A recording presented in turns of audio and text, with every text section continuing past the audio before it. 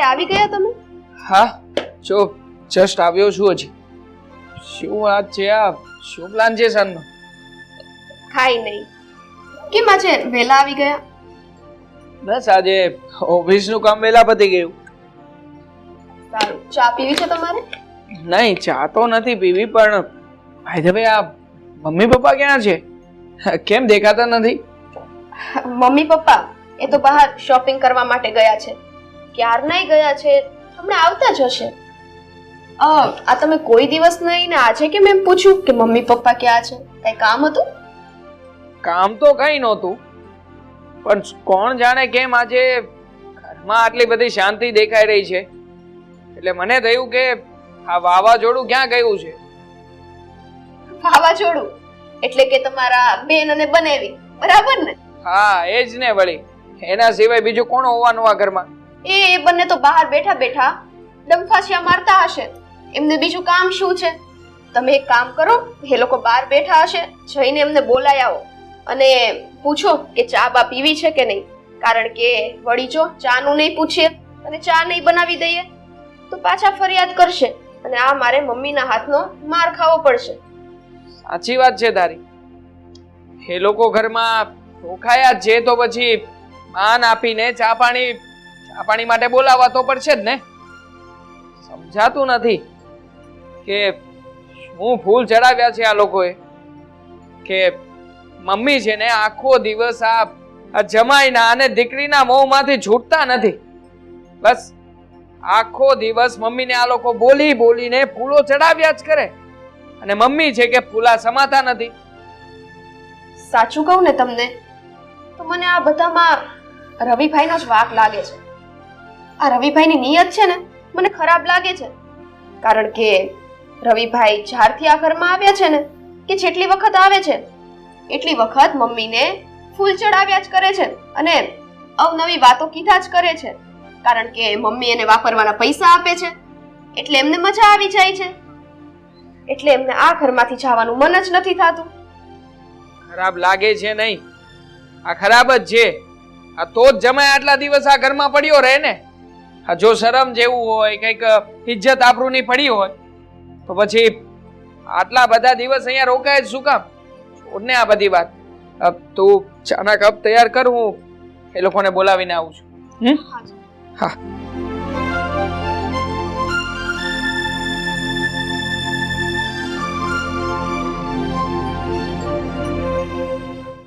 ના, શું વિચારે છે?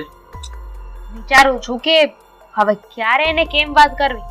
હવે આ વિચારવાનું બંધ કર અને તારા મમ્મી પપ્પા સાથે વાત કર અને બધી વાતની ચોખવટ પાડી લે. તમે પણ છે ને સાવ અક્કલ વગરના છો. અરે હું છે ને રાહ જોઈ રહી છું. એક સારો સમય આવે ને, સારો અને સાચો. એક સાચો સમય આવી જાય ને એટલે મોકો જોઈને ચોક્કો મારવાનો છે. હવે અક્કલ મઠી, આમ સમયની રાહ ક્યાં સુધી જોયા કરીશ? જો આમ સમયની રાહ જોયા કરીશ ને તો તારો ભાઈ રાહુલિયો છે ને એ ચગ્ગો મારી જાય, છગ્ગો. પછી આ બાઉન્ડ્રીની બહાર ઊભી અને ફાફા માર્યા કરજે.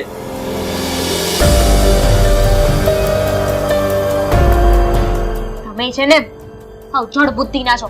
અરે તમને કહી રહી છું ને, મેં છે ને મમ્મીની એવી કાન ભંભેરણી કરી છે ને ભાભી વિરુદ્ધ કે જોજો મમ્મી છે ને ભાભીને ધક્કા મારીને ઘરની બહાર કાઢશે અને પછી હું મમ્મીને વાત કરીશ અને આ જે પ્રોપર્ટી છે ને એ અડધી પ્રોપર્ટી હું મારા નામે કરાવી લઈશ.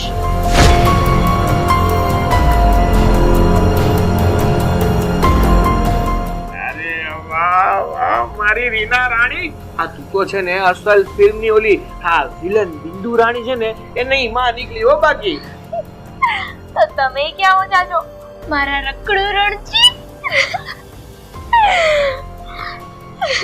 બસ હવે છે ને સાચો સમય જોઈને છે ને પિક્ચર મારવાની છે. અને આમ જો મને તો છે ને આ રણજીત જેવી એક્ટિંગ કરતા પણ આવડે, કરી બતાવ. એ છો છે.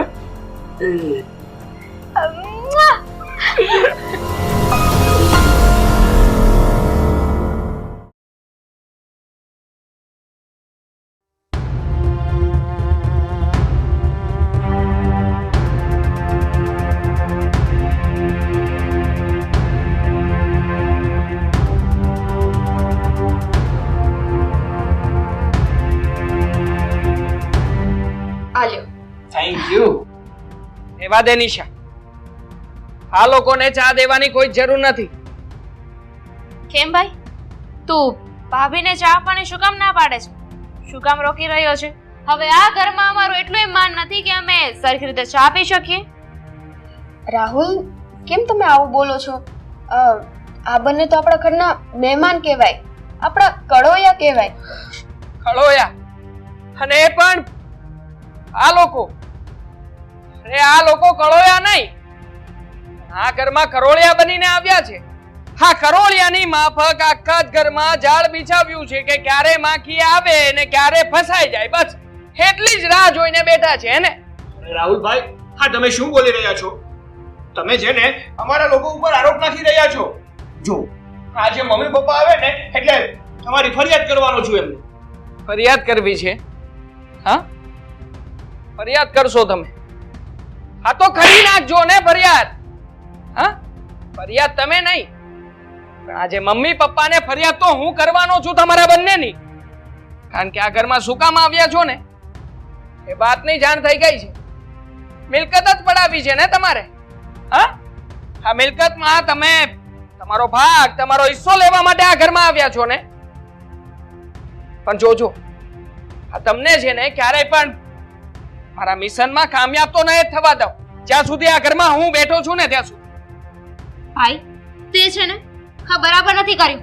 તારા બંને ઉપર હાથ ઉપાડ્યો છે ને. તું જો હવે મમ્મીની પાસે તમારા બંનેની ફરિયાદ કરીશ.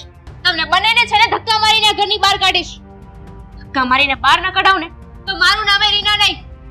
આ ઘર મારું છે અને મારા જ ઘરમાંથી તું અને ઘરની બહાર ધક્કા મારીને કાઢવાની વાત કરે છે ને. હા, કઢાવજે. હા બેન, લે કઢાવજે, પણ એ પહેલા આ વિડિયો તો જોઈ લે એકવાર. આ કોણ છે? આ તું અને રવિ કુમાર જ છો ને? હા, શું વાતો કરો છો? પ્રૂફ છે મારી પાસે. મમ્મી પપ્પા તારી વાત નહીં પણ મારી વાતો માનશે. હા,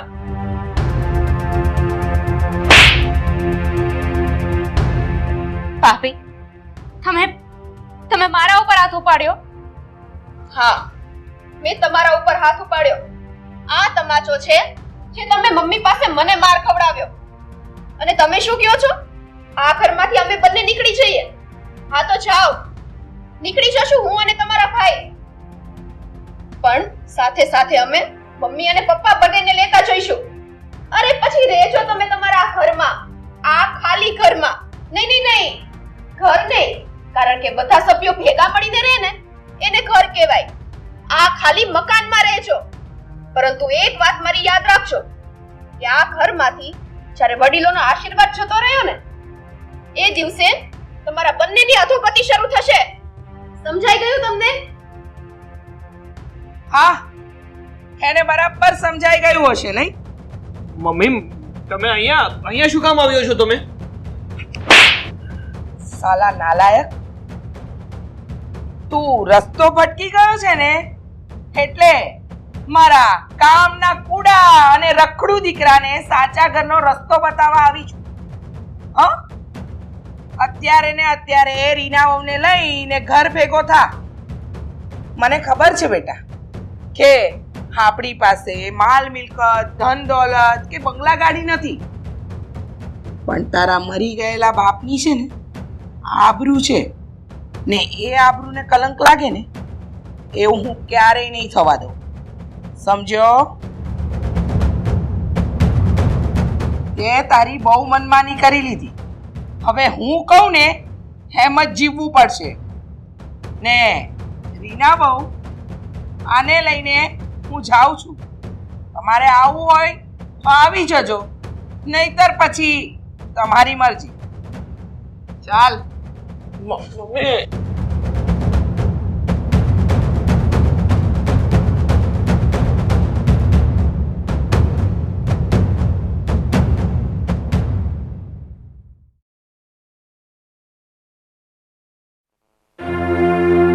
મારી દીકરીને એના સાસુએ એક દિવસે વધારે રોકાવા ન દીધી. અહીંયા રોકાવા દીધી હોત તો શું વાંધો હતો?